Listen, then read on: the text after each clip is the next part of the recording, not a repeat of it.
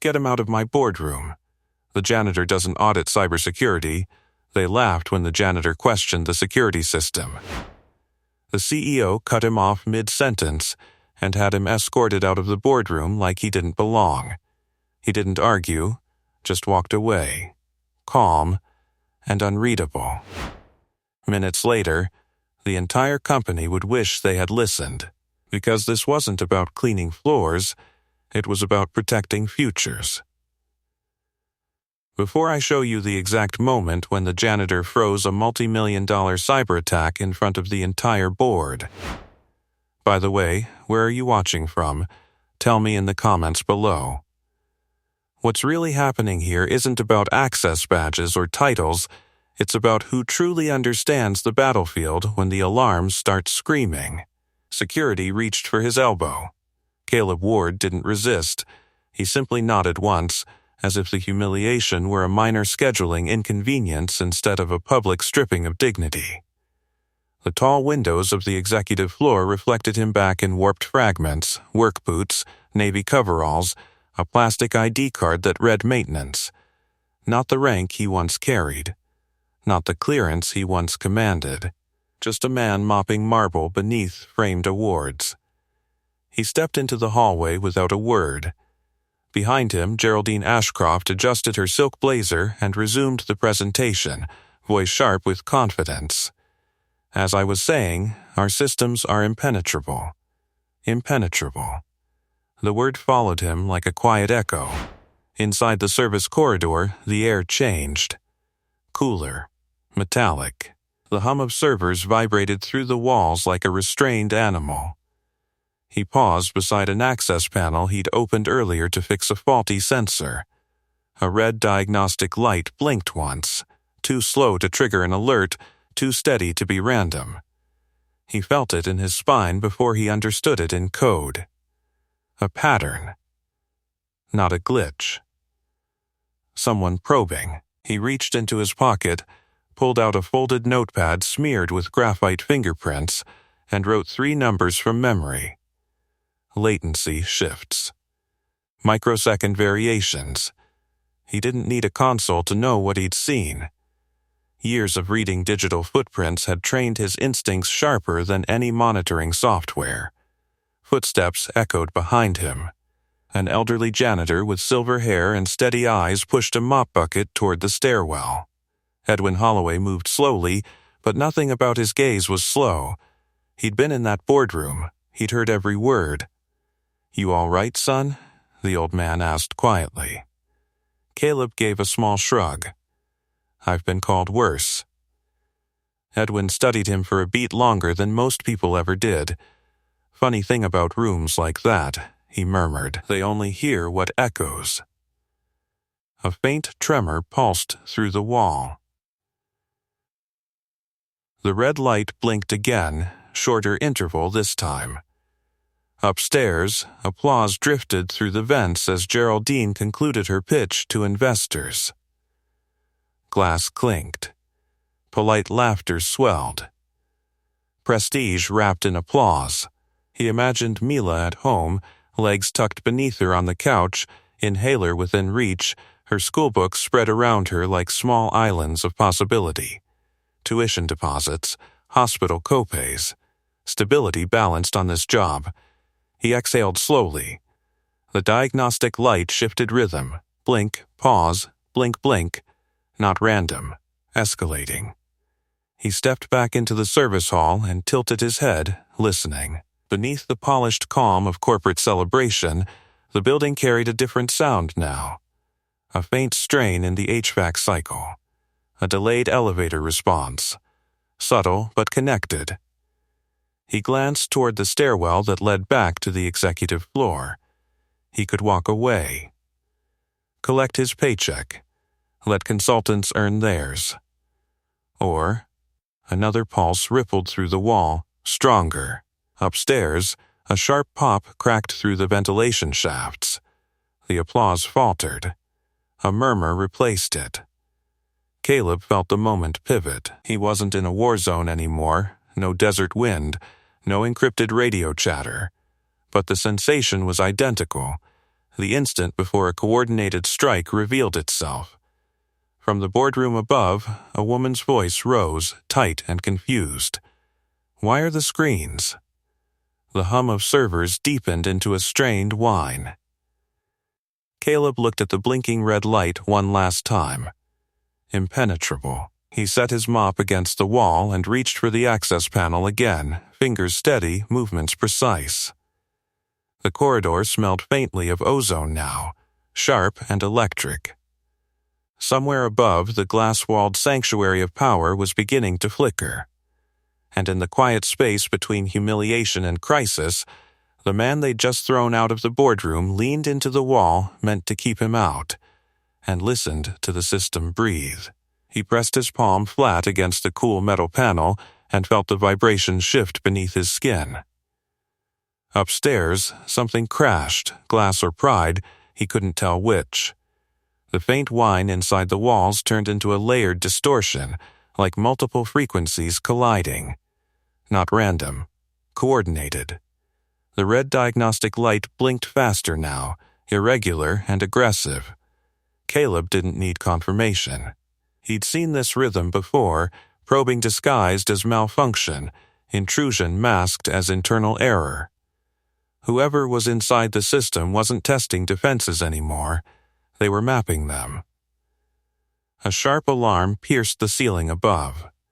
It wasn't loud enough for public panic, but it carried the strained edge of automated confusion. He stepped back from the open panel and pulled his phone from his pocket, not to call anyone, but to open a secure offline analyzer he'd built years ago and never deleted. The hallway lights flickered. Impenetrable, he muttered under his breath. Footsteps pounded overhead. Someone shouted instructions that overlapped and contradicted each other. The executive floor had gone from polished certainty to scrambled urgency in less than a minute. He knew what came next. First, system lockdown, then data encryption, then ransom demand.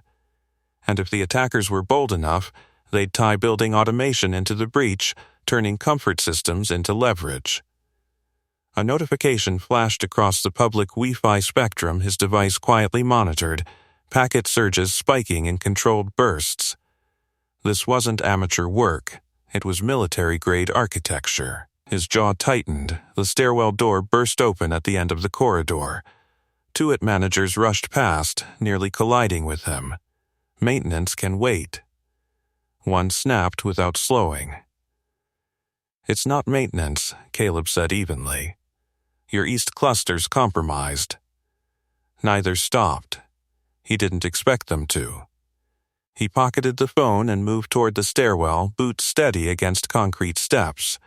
The closer he climbed, the more the air carried that electrical tang, the smell of systems overheating under pressure. Halfway up, the building shuddered. Not violently, just enough.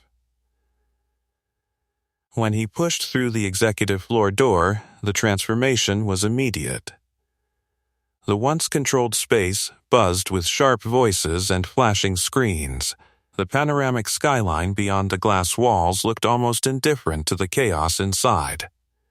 Geraldine Ashcroft stood at the head of the boardroom table, one hand braced against polished mahogany, the other gripping a tablet that displayed nothing but frozen data blocks.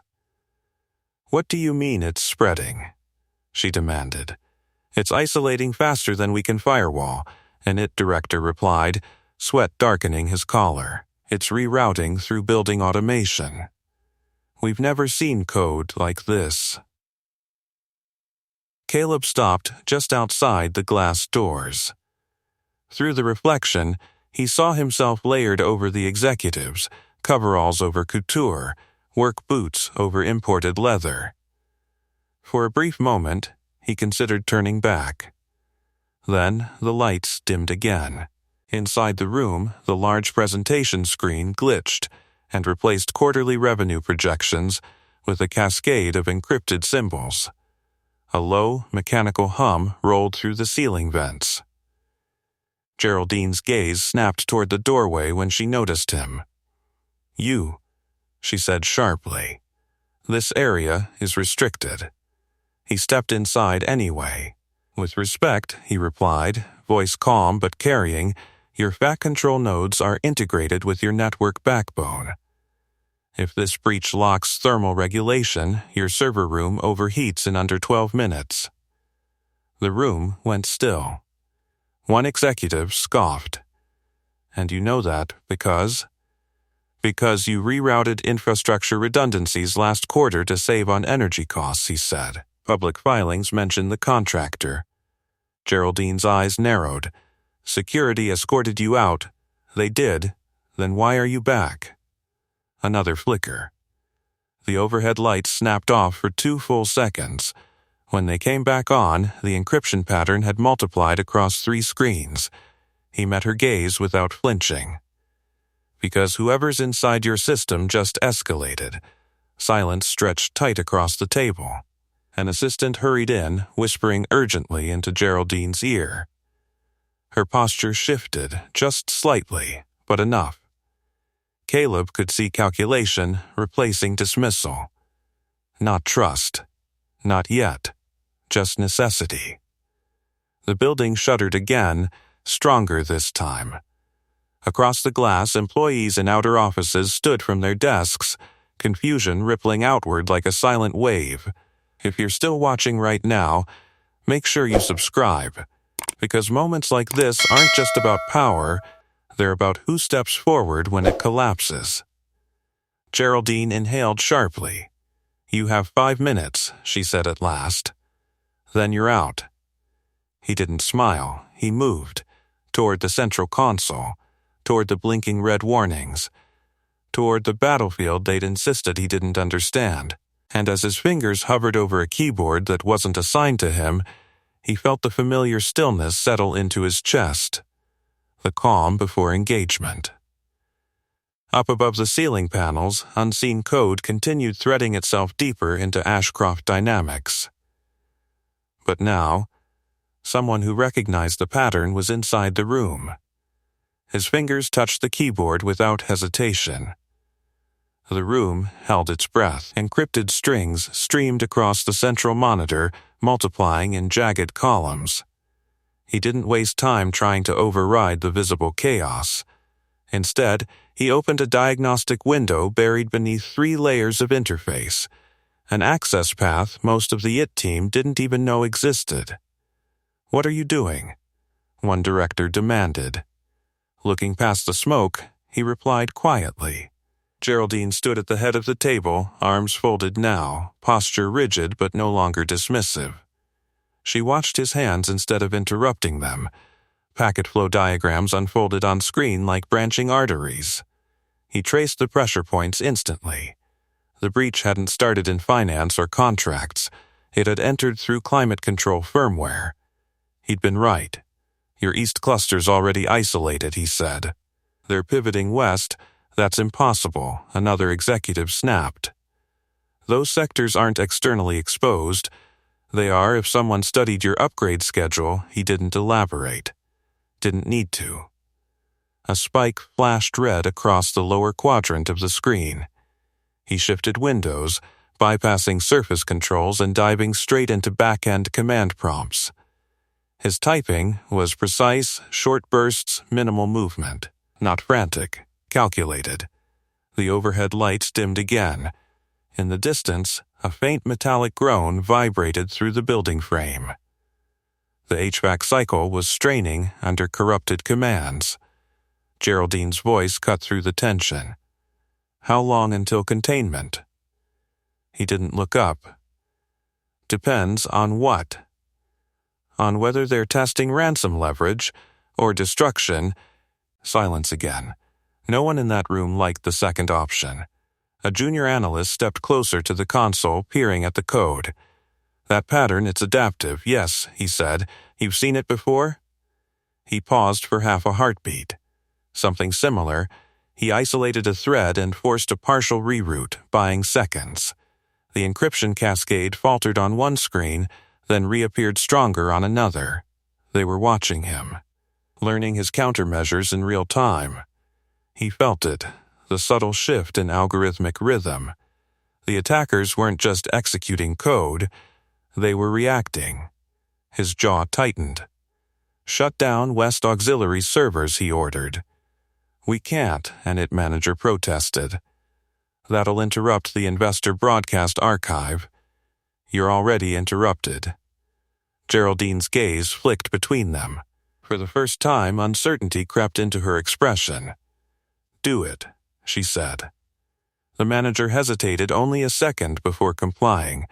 A row of status indicators dimmed. The encryption slowed, not stopped. Slowed. Caleb exhaled through his nose. Small victories mattered. He adjusted a parameter deep within the Shvac integration script, severing automated override permissions. If the attackers wanted control of temperature systems now, they'd have to fight for it. The building steadied slightly, the metallic groan softening. But then, a new alert flashed across the top of the screen. Unauthorized administrative elevation detected. His eyes sharpened. "They're inside your executive credentials," he said. "That's not possible," Geraldine snapped. "My access is biometric." Biometrics can be cloned. A cold realization spread across the room. One by one, executive tablets flickered and shut down. The massive presentation display shifted again, this time replacing encryption code with a simple message in stark white letters. "We see you." A murmur rippled outward from the outer offices beyond the glass walls. Employees gathered near doorways, staring at the frozen message. Public. Visible. Humiliating. Geraldine's composure fractured for just a second. "Can you remove it?"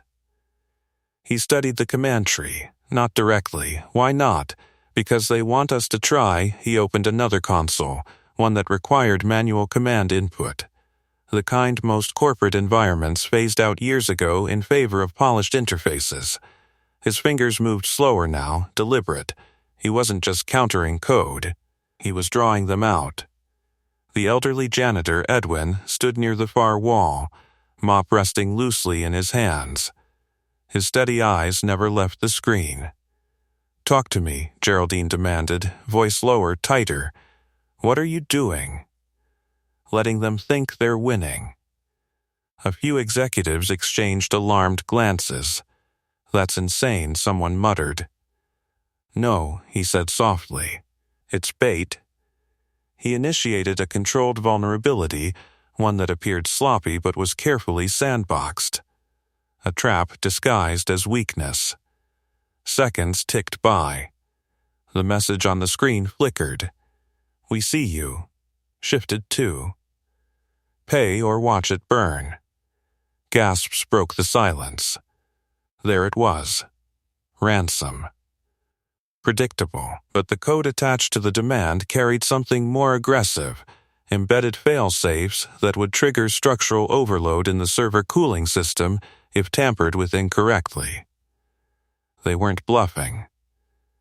He leaned back slightly, scanning the entire room now instead of just a screen. Glass walls. Watching employees.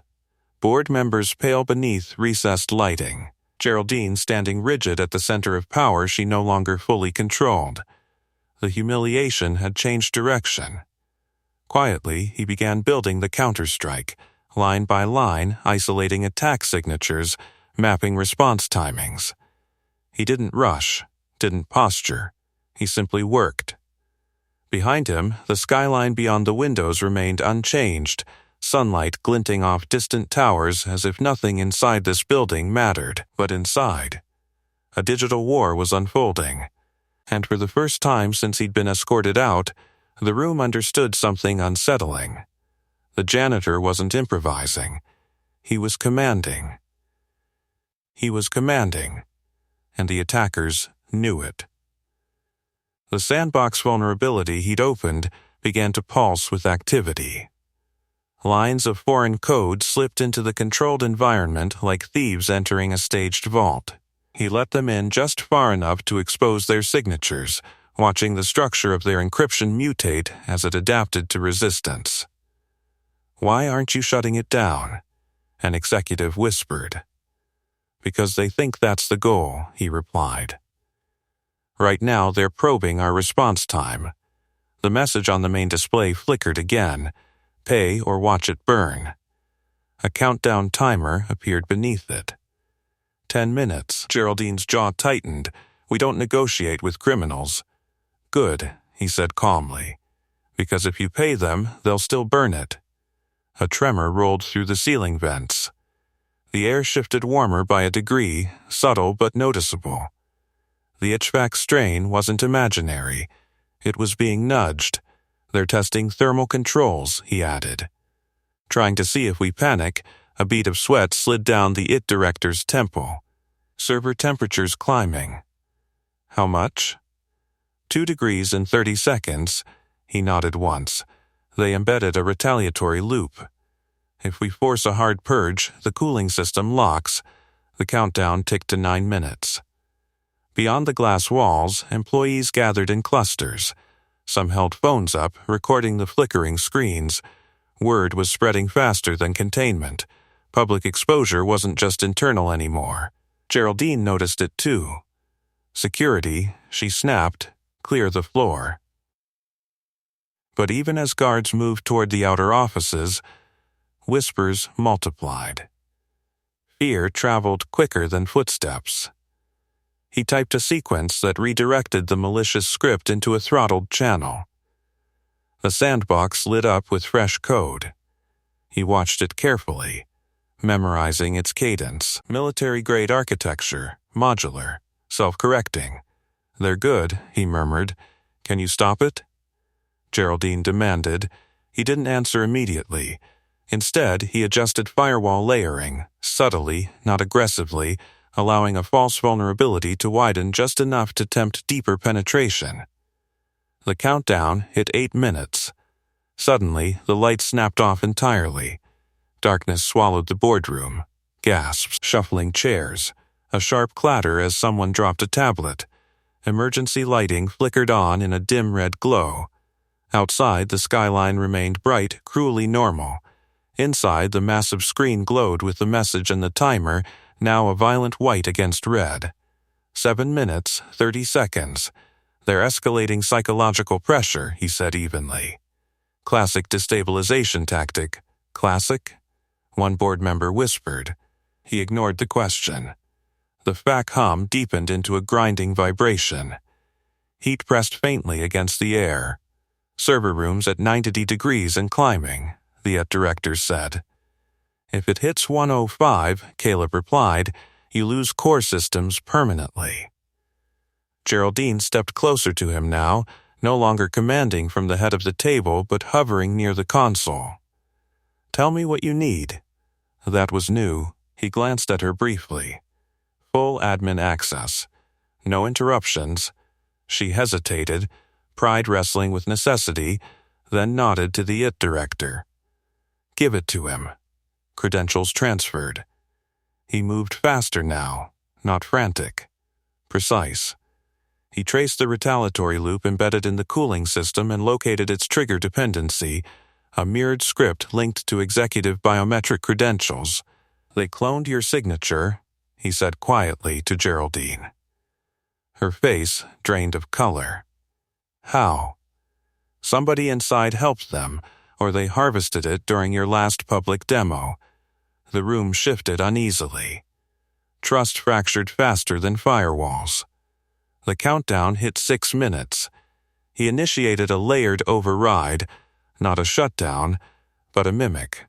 If done correctly, the attackers would believe the thermal trigger had executed, prompting them to shift to data exfiltration instead of structural sabotage. If done wrong, the FAC would lock. He felt the weight of it settle in his chest. Through the glass, he caught sight of Edwin near the corridor entrance, watching not the chaos, but him. Calm.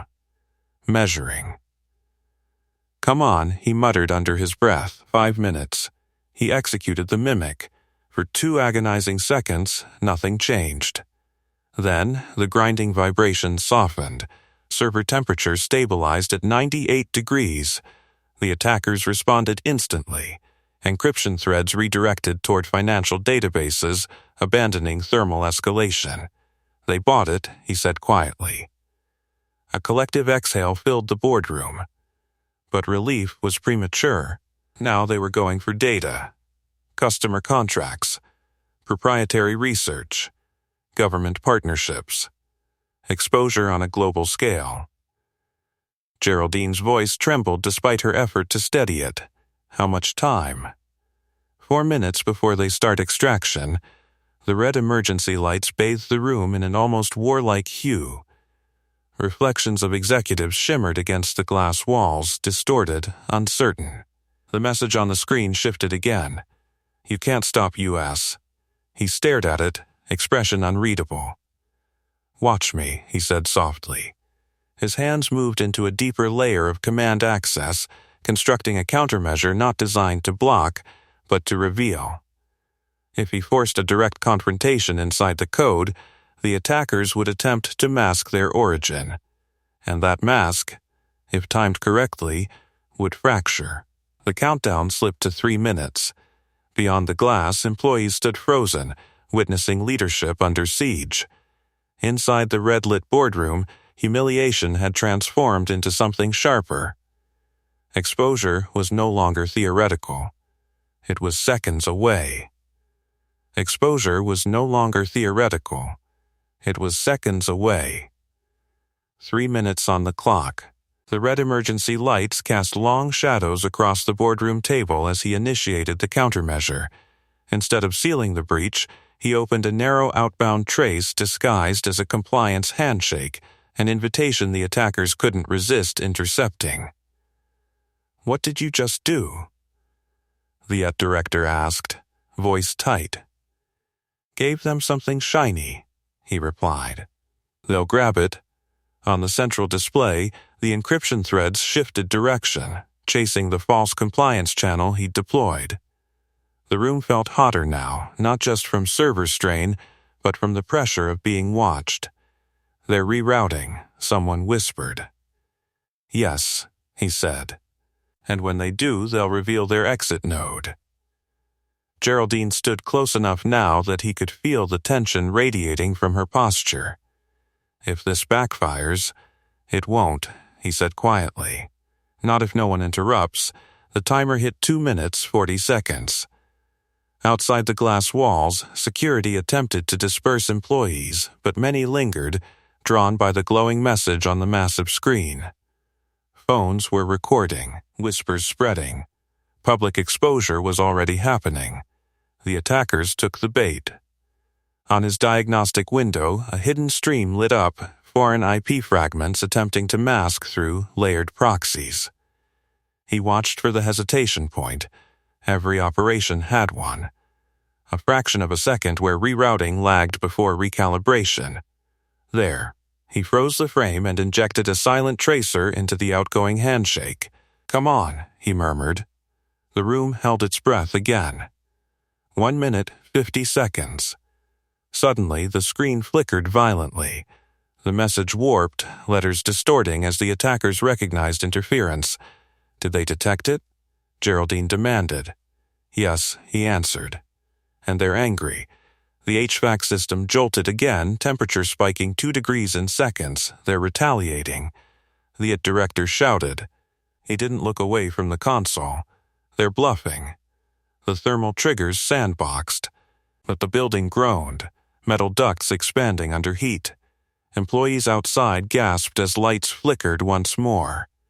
On screen, the countdown disappeared, replaced by cascading code attempting to wipe logs. They're trying to cover origin, he said sharply, now. His fingers flew, not erratic but decisive. He sealed the tracer loop and forced a reflection back through the compliance channel. A location ping surfaced, then another, masked, rerouted, masked again, but beneath the layers, a corporate satellite relay node tied to a private contractor. He narrowed his eyes. They're using one of your own infrastructure partners as a shield. What? Geraldine's voice broke. Third-party security vendor, he clarified, either compromised or complicit. The room erupted into overlapping voices. That's impossible. We vetted them. This is sabotage. He raised his hand without looking back. Quiet. They fell silent. He isolated the relay signature and mirrored the trace onto the main display. The giant screen that had shown threats moments ago now displayed a network map, lines stretching outward from Ashcroft Dynamics to a blinking node overseas. Employees outside could see it clearly. Board members could see it. The message "You can't stop US" dissolved into fragmented code as he severed the attacker's primary channel. The FAC hum softened. Server temperatures began to drop. "They've lost extraction," he said evenly. No one cheered. They were too stunned. On the outer floor, applause began hesitantly, from staff who didn't understand the details but recognized victory when they saw systems stabilizing. Geraldine stared at the screen, then at him. "How did you?" Later, he interrupted gently. "We're not finished." Because exposure wasn't complete. He still had to close the loop publicly. If you're still here watching this unfold, make sure you're subscribed. Because what happens next isn't just technical, it's personal. He redirected the mirrored trace into a forensic summary, clean, visual, undeniable. Vendor timestamps, access irregularities, contract identifiers. He wasn't just stopping an attack, he was documenting accountability. The elderly janitor stepped forward at last, leaning lightly on his mop handle. His steady gaze moved from the screen to Geraldine. "You hired that firm personally, didn't you?" Edwin asked quietly. She stiffened. "Yes.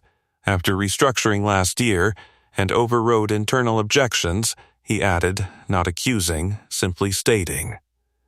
Her silence was answer enough. The room felt smaller now, not because of heat, because truth compresses space. Caleb saved the forensic packet onto an external drive and projected it beside the network map. Side by side, the threat and its origin.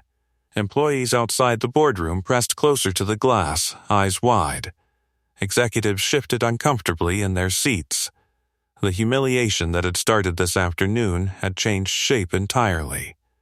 Now the boardroom itself stood exposed. He leaned back slightly, shoulders finally easing. "They won't be back through that channel," he said. "And if they try, we'll be ready." Geraldine swallowed, gaze lingering on the evidence displayed larger than life. For the first time since ordering him removed, she had no command left to give. The room stayed suspended in that realization. Beyond the glass, the hum of the building softened into something almost normal again. Server temperatures stabilized on the side monitor, 92 degrees and falling. Emergency lights flickered once before the main overhead panels blinked back to full brightness. Color returned to the executives' faces, though not their composure. Geraldine's reflection stared back at her from the glass wall. CEO, architect of expansion, now framed beside a network map exposing her chosen vendor's vulnerability. Her voice, when it came, was lower. "Is the threat neutralized?" For now, he answered. "Primary channels severed. They'll regroup." But not through that relay. The IT director leaned forward, scanning the forensic summary displayed across the massive screen. "These timestamps, they align with the contractor's remote maintenance windows." "Yes," he said, "which means either they were breached or someone gave access during those windows." A murmur rippled through the board. Liability. Negligence. Reputation. Outside, employees whispered openly now. Phones were still raised. The evidence wasn't hidden in some secure backroom. It was projected 12 feet tall for everyone to see. Public. Intentional. Geraldine's gaze shifted toward him again. The dismissal from earlier seemed distant, almost surreal against this moment. "You said we're not finished?" He nodded. "Because the attackers aren't your only problem." Silence settled heavy over the polished table. He turned back to the console and pulled up internal access logs, cross-referencing them with the relay timestamps. Patterns emerged quickly. Repeated administrative overrides. Budget shortcuts. System redundancies removed for cost efficiency. You consolidated oversight, he said evenly, not accusing, just factual. Reduced internal security review to speed deployment.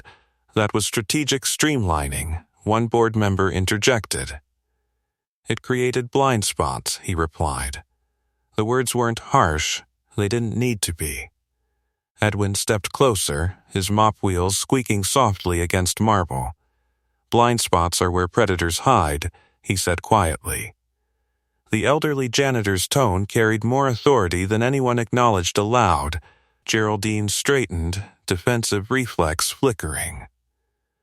Are you suggesting this is my fault? I'm suggesting, Caleb said, eyes steady on the logs, that shortcuts cost more than time.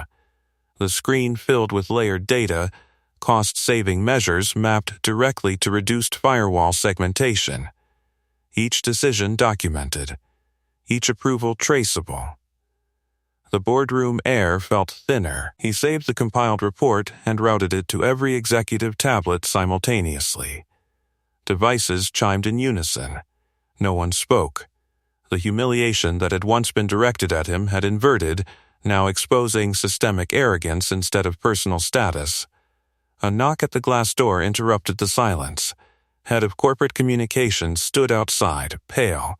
We need a statement, she mouthed urgently. Geraldine hesitated. For the first time all afternoon, she looked uncertain not about technology, but about leadership. 5 minutes, she told the communications director, though her eyes never left the man at the console. When the door closed again, she turned back. What do you recommend? It was a small question.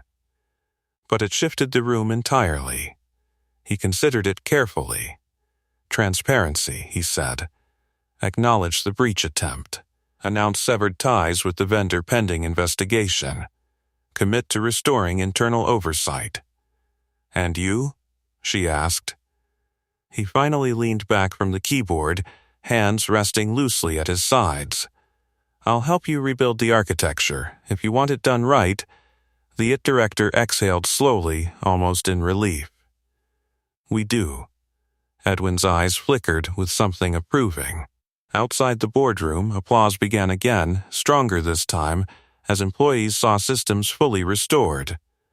Screens across the floor returned to normal dashboards. The threatening message was gone.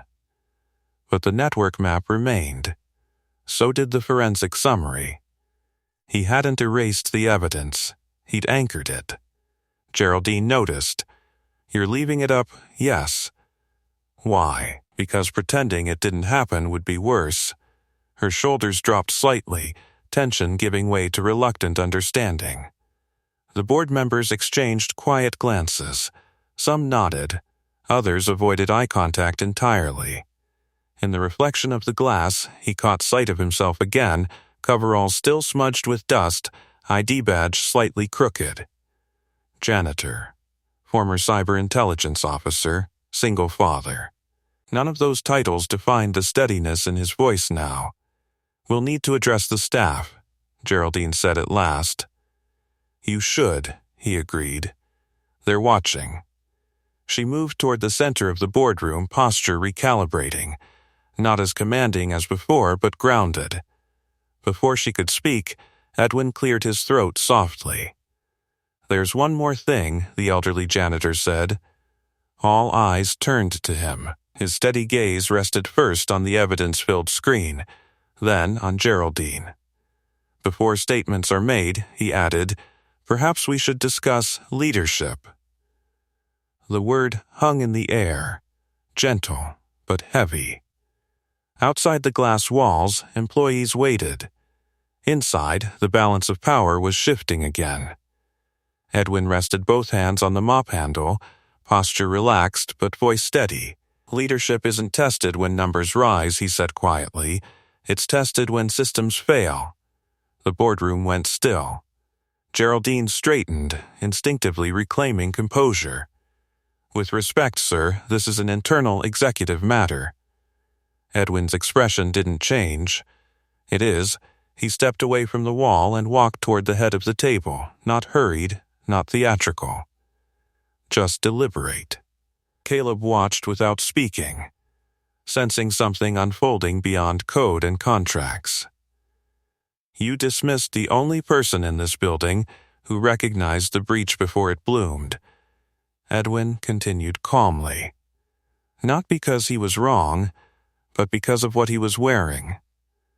A flicker of discomfort passed across several board members. Geraldine's jaw tightened. We didn't know his qualifications. That's precisely the point. The words landed heavier than accusation. Silence stretched again, broken only by the faint hum of cooling systems stabilizing above them. Caleb kept his eyes on the console, though he was listening to every syllable. He hadn't asked for vindication. He'd asked for access. Outside the glass, employees remained clustered in small groups, pretending to return to work while clearly waiting for clarity. Geraldine shifted her focus toward him. Why didn't you disclose your background when you were hired? He met her gaze evenly. You didn't ask. A few restrained breaths escaped around the table. I applied for a position that allowed flexibility, he added. Night shifts. Health insurance, predictable hours. Not prestige, not authority. Stability. The truth of it altered the temperature in the room more than any server spike. Edwin nodded faintly as if confirming something he already suspected. Competence isn't always loud, he said. Geraldine's composure thinned. Are you suggesting I step down because of a security breach attempt? I'm suggesting, Edwin replied, that how you responded before the breach matters more than how you responded during it. The memory hung unspoken between them. Get him out of my boardroom. Escorted out. Laughed at. The humiliation had been witnessed, not just by executives, but by staff. And now, the reversal had been witnessed too. Caleb turned back to the console and began finalizing system segmentation, permanent partitions this time, not temporary barricades. His movements were quieter now, but no less intentional. He wasn't seeking revenge. He was sealing vulnerabilities. Geraldine glanced at the glass walls where employees lingered. They don't need to know every detail. They already know enough, he said calmly. Because perception shapes trust, and trust had fractured. The head of corporate communications knocked again, more urgently. Edwin gestured toward the door. Let her in. She entered quickly, tablet in hand. Media is already picking up chatter. Someone live-streamed the screen before we regained control. Of course they did. Public exposure had expanded beyond the building. Geraldine inhaled sharply.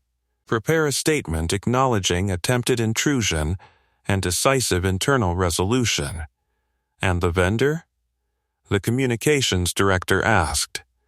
Under investigation, she answered, hesitating just a fraction. Edwin's eyes remained steady.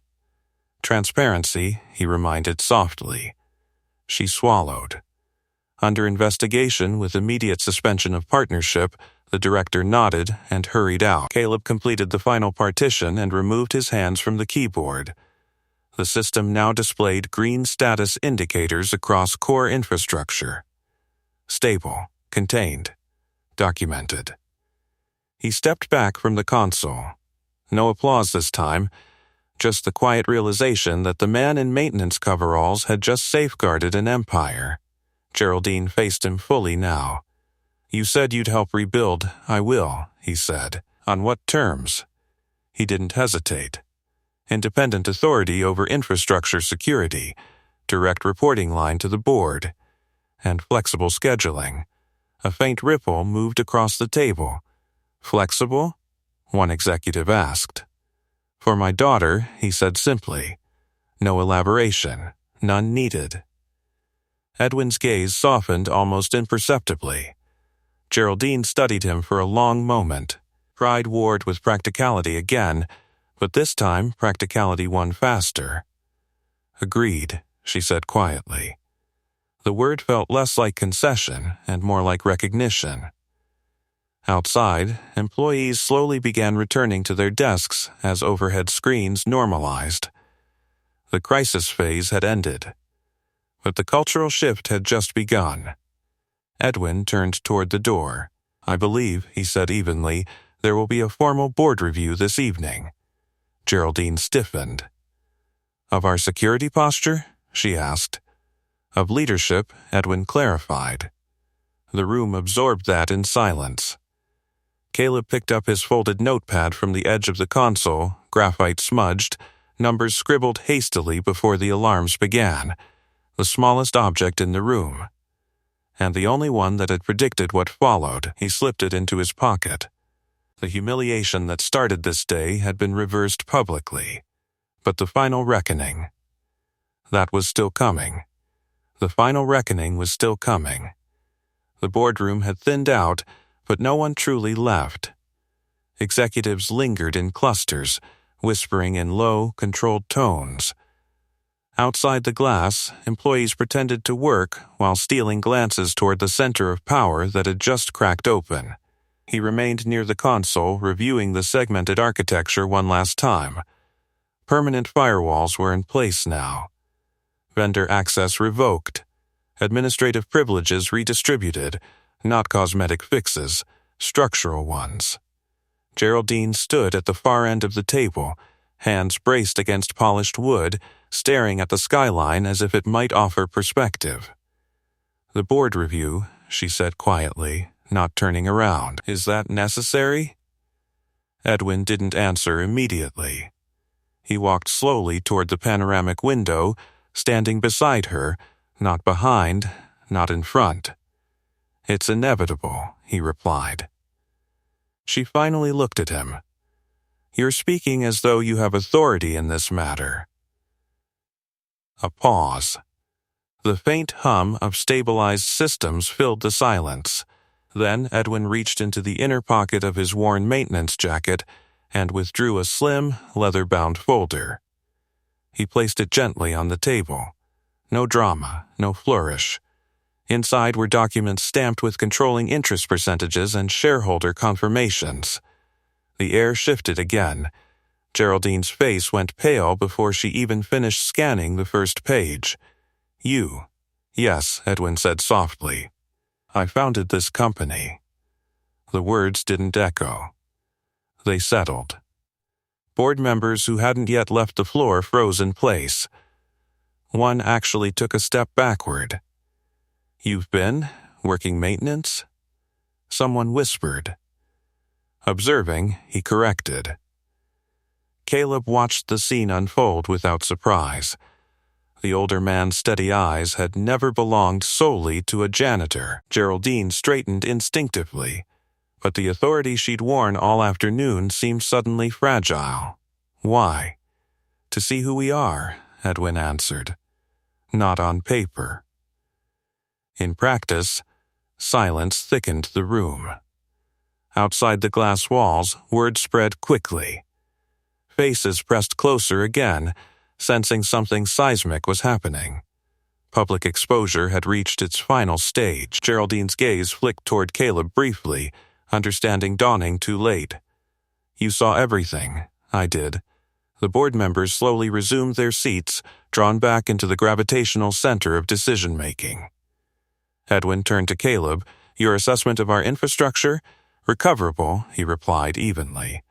But only if ego doesn't outrank expertise. A few executives shifted uncomfortably. Geraldine inhaled slowly. And my leadership? The question wasn't sharp this time. It was vulnerable. Edwin studied her, not unkindly. You're brilliant, he said. But brilliance without humility is a liability. The words carried weight because they were calm. Outside, employees waited. Phones buzzed with internal messages spreading faster than any official statement. If you've made it this far, subscribe, because what happens when power meets accountability isn't just corporate drama, it's a lesson. Edwin closed the folder gently, The board will convene in 1 hour. Geraldine nodded stiffly. I'll prepare. But her voice lacked its earlier certainty. Caleb stepped away from the console entirely now, hands free, posture relaxed. The war was over. The culture shift had begun. An executive cleared his throat. What about public relations? Edwin's gaze shifted toward the glass wall. We address the staff first. Geraldine hesitated, then moved toward the door. When it opened, the low hum of employee chatter spilled inside. She stepped out. Hundreds of eyes turned toward her. Caleb remained inside the boardroom, watching through the glass as she addressed them. No script, no teleprompter. Her voice carried faintly through the closed doors. Acknowledgement, admission, commitment to investigation. The tone was different now, measured, less polished. When she finished, the applause wasn't thunderous. But it was real. Inside, Edwin turned to Caleb. You didn't retaliate, no. You could have. I'm not here to burn anything down. A faint smile touched the older man's lips. Good. Because the board review would decide more than titles. It would decide the future of Ashcroft Dynamics. And for the first time all day, the man in maintenance coveralls stood in a room where no one questioned whether he belonged. The reckoning wasn't loud. It was procedural. And it was about to begin. The reckoning wasn't loud. It was procedural. And it began with the quiet closing of the boardroom doors. Executives filed back to their seats, expressions sharpened by reality. The skyline outside had shifted toward late afternoon gold. Sunlight angling across glass and steel as if nothing monumental had happened inside these walls. But everything had. Caleb remained near the far end of the table, no longer at the console, yet not retreating either. He stood with the same composure he'd carried through the breach, hands relaxed, shoulders squared, gaze steady. Geraldine entered last. The applause from the staff had faded into a low murmur outside, replaced by watchful anticipation. News of Edwin's identity had already begun spreading internally. The janitor wasn't a janitor. The founder had been mopping floors. Edwin took the seat at the head of the table without announcement. No one objected. Let's begin, he said simply. No theatrics. Just gravity. Geraldine sat opposite him, spine straight but no longer rigid with defiance. The breach was neutralized, she began. Infrastructure stabilized. Vendor suspended. And the dismissal? Edwin asked gently. The question wasn't loud, but it cut through the room. Her gaze flickered, just briefly, to Caleb. An error in judgment. Public, Edwin clarified. Yes, she said, voice tightening. Public. Silence pressed in again. The board members exchanged looks. They had witnessed both halves of the story, humiliation and reversal. Caleb didn't interrupt. He didn't defend himself. He simply existed in the space where he'd once been told he didn't belong. An older board member leaned forward. Our investors are already asking how a maintenance employee identified what our consultants missed. Because I've done this before, he replied calmly. Done what? Cyber intelligence, infrastructure defense. Military. The word settled differently in this room than it had earlier. Geraldine's eyes widened slightly. You were, yes. Why step away from that? He hesitated only long enough to choose restraint over detail. Different priorities. Mila's face flickered in his mind, oxygen mask too big for her small features during a winter flare-up. Hospital corridors, bills stacked neatly in a drawer. Predictability had mattered more than prestige. Edwin folded his hands. Competence is not the question, he said. Culture is. The board shifted uneasily. Geraldine drew in a steady breath. I allowed presentation to outweigh perspective. A confession, not an excuse. That's one way to put it, Edwin replied. The sunlight deepened outside, casting long reflections across the glass table. Each face appeared doubled, one version confident, the other uncertain. Caleb watched the reflection of the boardroom more than the room itself. Power always looked different in reflection. A younger executive cleared her throat. "We need to decide what message this sends." "It sends," Edwin said evenly, "that arrogance costs." The words weren't cruel, they were factual. Geraldine closed her eyes briefly, then reopened them with a steadier gaze. "If the board determines new oversight is necessary, I will cooperate." The room absorbed that. A CEO offering cooperation before being forced. Edwin nodded once. Effective immediately, infrastructure security will operate independently under direct board oversight. No objection. Led by him, Edwin added, glancing toward Caleb. A ripple passed through the table. Geraldine's jaw tightened, but she didn't argue. Instead, she nodded slowly. Agreed, the shift was official, not ceremonial, documented. Caleb felt the weight of it, not triumph, not revenge. Responsibility. An executive near the window spoke carefully. "And your role, Geraldine?" The question lingered. She didn't answer immediately.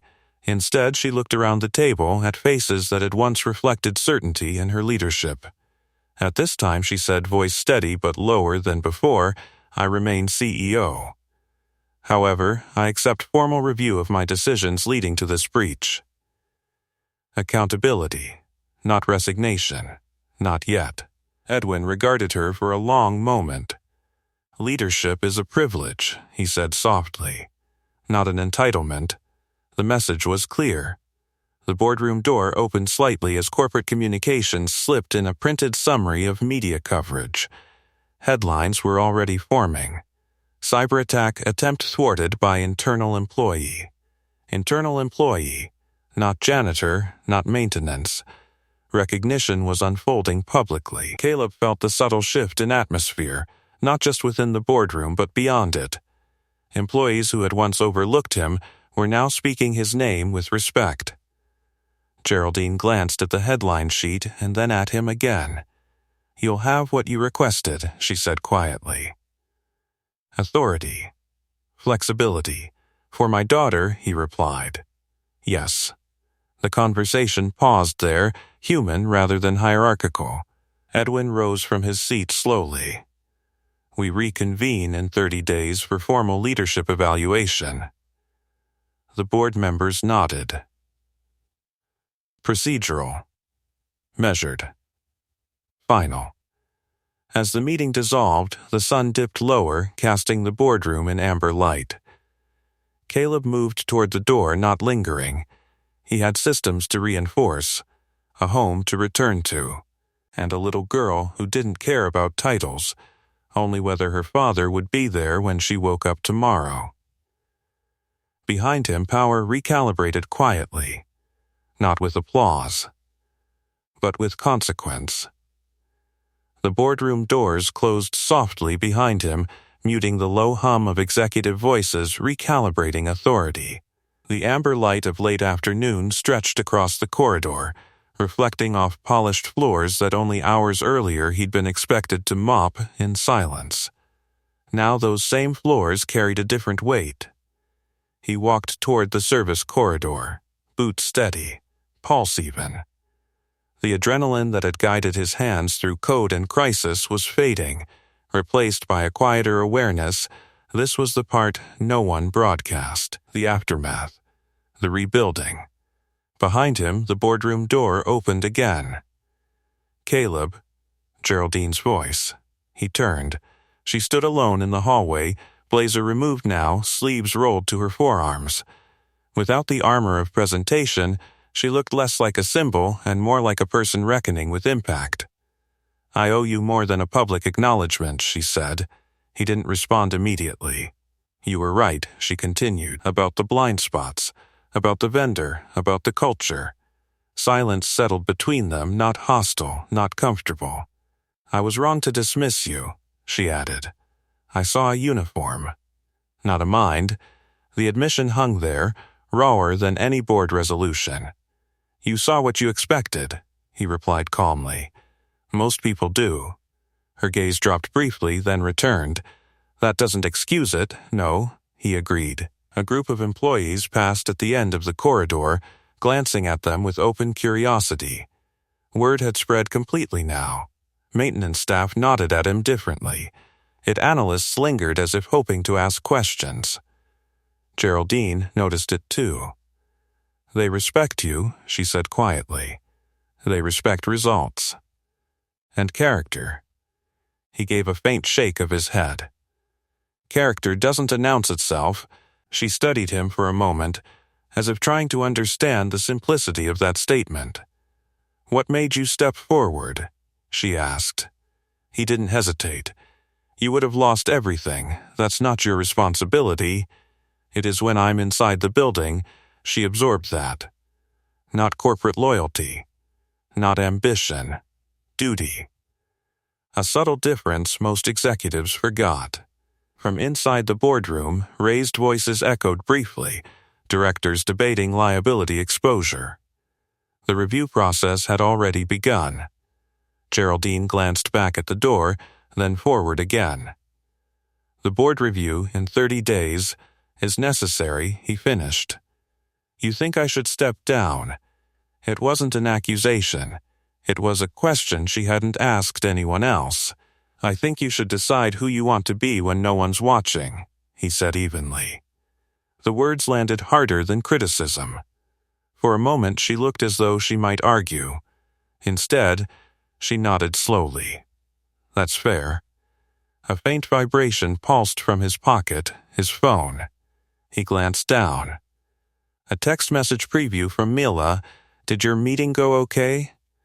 I saved you some dinner. The tension in his shoulders softened instantly. Geraldine noticed.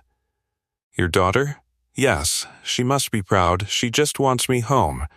The honesty of it shifted the energy again. Power, prestige, public recognition, all secondary to a small apartment and a waiting child. Geraldine exhaled slowly. We'll formalize your position tomorrow. I'll start tonight, he said. With what? Full audit. If they breached once, they'll try again. A flicker of determination returned to her eyes, not the sharp-edged arrogance from earlier, but something steadier. Then we start tonight, she corrected. He considered her for a moment. This wasn't absolution, it was evolution, if she chose it.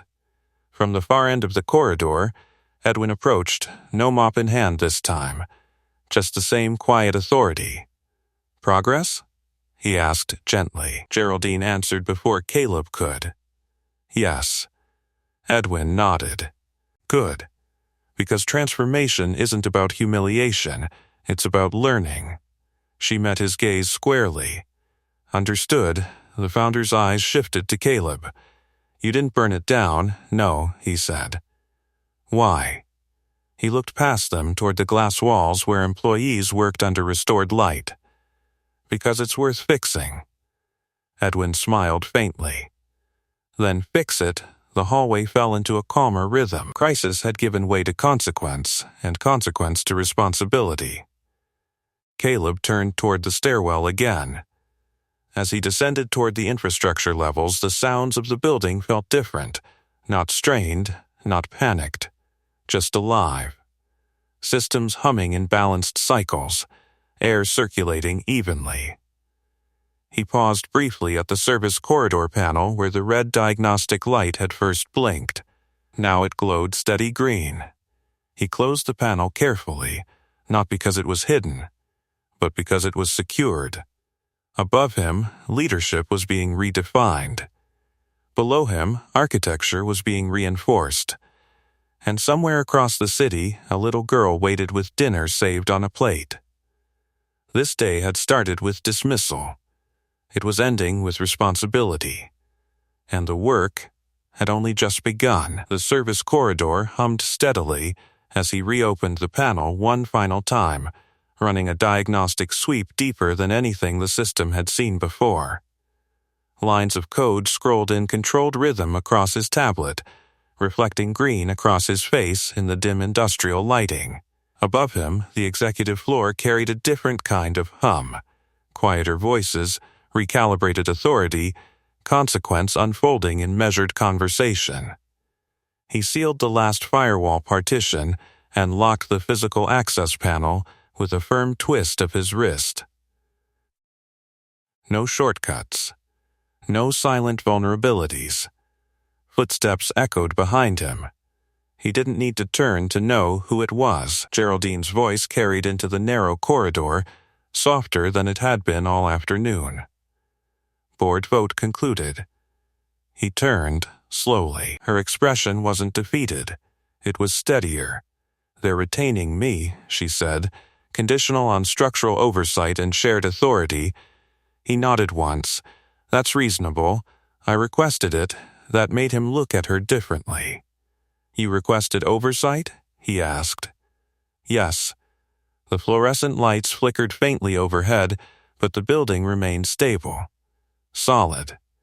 "I won't repeat the mistake," she continued. "Titles won't determine who gets heard. That'll take time," he said. "I know." There was no defensiveness left in her tone, only recognition. She glanced toward the secured panel. "Is it done?" "For tonight," he replied. "They won't breach through that channel again. And the contractor?" "Under federal investigation by morning." Her breath caught slightly. "That fast?" I forwarded the forensic packet to a contact. Military networks never fully disappear. She studied him in silence, understanding that his past still held weight beyond this building.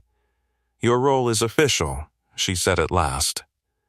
Director of Infrastructure Security. Independent reporting to the board. He absorbed the title without visible reaction. "And flexible scheduling," she added. "For my daughter," he said. Yes, the words felt less transactional now, more human. Outside the corridor, employees passed through the open area with subtle nods.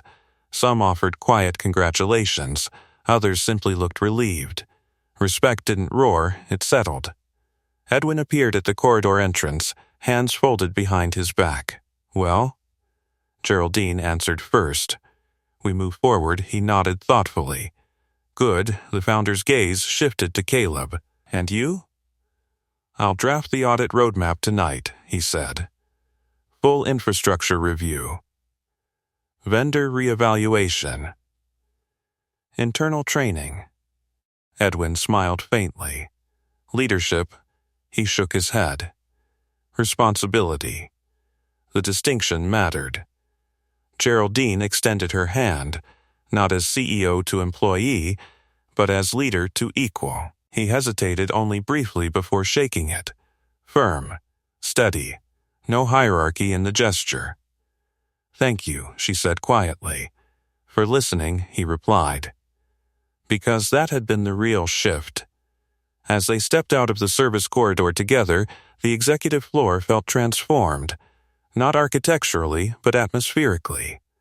Conversations were measured, doors stood open, its staff moved with renewed purpose. The humiliation that had once echoed in this space had been replaced by something sturdier.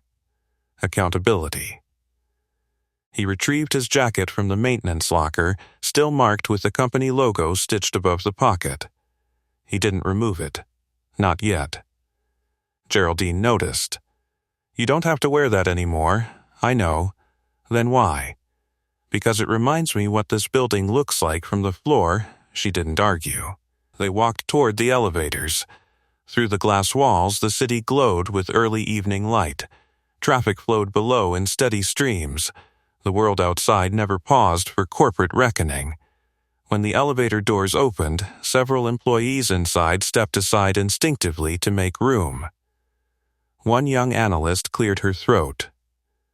"Sir, thank you." He offered a small nod. "Just doing my job." The doors closed. As the elevator descended, Geraldine remained quiet beside him. The silence wasn't awkward. It was reflective. When the doors opened in the lobby, security guards who had escorted him out earlier that day stood at attention, uncertain. He gave them a brief nod. No resentment, no triumph, just closure. Outside, the air was cooler. Evening settling over the city. He inhaled deeply, tension easing from his shoulders for the first time since the red diagnostic light had blinked. His phone buzzed again. "Mila, are you almost home?" He typed back, "On my way." Geraldine lingered near the entrance. "Tomorrow," she said, "we rebuild." "Yes," he replied. But tonight he stepped into the streetlights, leaving behind glass towers and board votes. Tonight was about a small apartment, reheated dinner, and a daughter who didn't measure worth in titles. Behind him, Ashcroft Dynamics still stood tall. But it stood differently now. The glass tower reflected the fading sunset as he crossed the street, city noise rising in familiar layers, distant horns, murmured conversations, the steady rhythm of traffic lights changing. The building behind him gleamed the same as it had that morning, only the people inside had changed. He kept his jacket on as he walked toward the train station, hands tucked into the pockets worn soft from years of night shifts. The embroidered company logo brushed against his palm. Director of Infrastructure Security. Independent Authority. Board Oversight. Titles. They felt lighter than he expected. On the train ride home, he didn't open his tablet, didn't review audit frameworks, didn't draft memos in his head. He stared at his reflection in the darkened window instead. Same boots. Same steady eyes. Just a man who'd been told to leave a room and chose to walk back in when it mattered. When he stepped into his apartment building, the hallway smelled faintly of someone's overcooked pasta. A neighbor's television echoed through thin walls, normal life, unpolished and real. He unlocked the door quietly. Mila looked up from the couch, blanket draped over her legs, inhaler resting on the side table within reach. Dad. Her smile erased every boardroom shadow in a single heartbeat. "Hey, Bug," he said softly. "Was it a big meeting?" He set his keys down and shrugged slightly. Something like that. She studied him carefully. Did they listen this time? The question stopped him. He crouched beside the couch, brushing a loose strand of hair from her face. "Yeah," he said gently. "They did." She nodded, as if that made perfect sense. "Good, you're really smart." He laughed quietly. "I'm really stubborn," she grinned. That too. In the kitchen, he reheated the dinner she'd saved for him. Simple food, slightly overcooked, perfect anyway. He sat beside her on the couch as she talked about school projects and a science quiz she was nervous about. "You'll do fine," he said. "What if I mess up?" "Then you learn," he replied. "And try again." She leaned her head against his arm. "That's what you did today?" He paused. "Yeah," he said softly, "something like that." Later, after she'd fallen asleep, he stepped onto the small balcony overlooking the street. The city lights shimmered below, distant and indifferent. He thought about the boardroom. About humiliation echoing against glass, about red warning lights blinking in a corridor meant for labor, not leadership. Power had looked down on him that morning. By evening, it had looked at him differently, not because he demanded it, but because he earned it where it counted. Inside that tower, a CEO had learned humility. A founder had revealed himself. A culture had shifted, subtly but permanently. He hadn't burned anything down, he'd reinforced it. Because sometimes dignity isn't about proving someone wrong, it's about proving who you are when it matters most. The night air cooled against his skin. His phone buzzed with a message from Geraldine, draft outline for infrastructure review attached. He didn't open it. Not yet. Tomorrow would come. Tomorrow, systems would be audited. Policies rewritten, authority balanced. Tonight, he allowed himself one quiet breath of stillness. One reminder that no title, not janitor, not director, defined the steadiness inside him. It had always been there. He stepped back inside and locked the balcony door gently. Before we close this chapter, tell me, what injustice should we tackle next? Ask me for the next story title, and I'll bring it to life. Subscribe and don't miss our next story. Single dad was about to be fired for being late, until the CEO recognized the lunchbox in his hand. Trust me, you'll feel it.